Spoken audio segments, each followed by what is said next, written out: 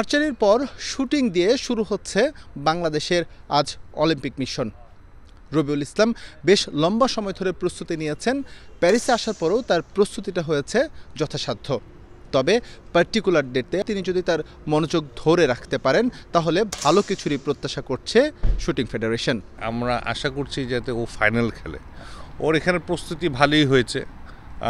গত 3-4 দিন প্র্যাকটিস করাতে ভালোই করছে।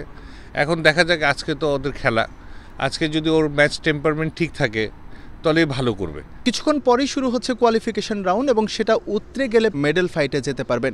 সেই ক্ষেত্রে কোয়ালিফিকেশন রাউন্ড উতরে মেডেল ফাইটে যেতে রবিউলকে মিনিমাম 630 এভারেজ স্কোর করতে হবে। আমরা যদি রবিউলের এভারেজ স্কোরের দিকে দেখি 630-এর কাছাকাছি কিন্তু তিনি থেকে থাকেন। প্যারিস অলিম্পিকে তিনি যদি সেটা করতে পারেন তাহলে প্রত্যাশা রাখাই যায় হয়তোবা রবিউল মেডেল ফাইটে যেতে পারবেন।